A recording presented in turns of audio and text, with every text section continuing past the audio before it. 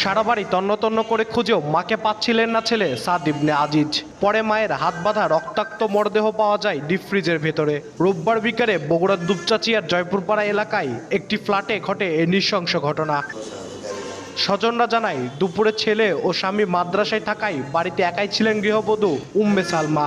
ছেলে বাসায় ফিরে শোবার ঘরের আলমারি ভাঙা অবস্থায় দেখতে পান। এলোমেলো অবস্থায় পড়েছিল জামা কাপড়। বাসায় তার মাকে না পেয়ে পরিবারের সদস্যদের জানান তিনি। ডিপ ফ্রিজ থেকে সালমাকে হাত বাঁধা ও রক্তাক্ত অবস্থায় উদ্ধার করে উপজেলা স্বাস্থ্য কমপ্লেক্সে নিলে চিকিৎসক মৃত ঘোষণা করেন। স্বর্ণালংকার ও টাকা লুট করতে এসে দুর্বৃত্তরা হত্যা করেছে বলে ধারণা স্বজনদের। আমার কি যেন মনে হলো আমি ফ্রিজটা উঠেছিলাম, ফ্রিজ উঠানোর পরে দেখতেছি মা ভিতরে মুখ বাঁধা। কুঁকড়ি হ্যাঁ নিচে আছে, তখন তো ওরা চিকরে উঠছে, যেখানে আছে তাড়াতাড়ি আসেন। তো আমরা মুরগি বোধহয় জীবিত আছে, আমরা খুব কষ্ট করে তারা বের করে ধরে নিয়ে আমরা হাসপাতালে নিয়ে গেছি। আলমারি যদি খুলতে পারেন, আলমারি স্বর্ণদানা ছিল সেটা আছে আর মারা নিশ্চিত করে ভিতরে ফ্রিজের মতন ভিতরে রাখছে আর যে বা যারাই করুক না কেন এটা আইনের আয়তায় নিয়ে এসে তাদের শাস্তিমূলক ব্যবস্থা করা। ময়নাতদন্তের জন্য মরদেহ নেওয়া হয়েছে শহীদ জিয়াউর রহমান মেডিকেল কলেজ হাসপাতাল মর্গে। রহস্য উদ্ঘাটনে তদন্ত শুরু করেছে পুলিশ। প্রাথমিকভাবে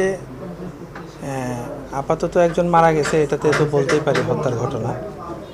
এখন কি হয়েছে বাকিটা তদন্ত শেষে মন্তব্য করা যাবে আর কি। উম্মে সালমা দুপচাচিয়া ডিএস কামিল মাদ্রাসার উপাধ্যক্ষ মৌলানা আজিজুর রহমানের স্ত্রী। আব্দুল আউয়াল, সময় সংবাদ, বগুড়া।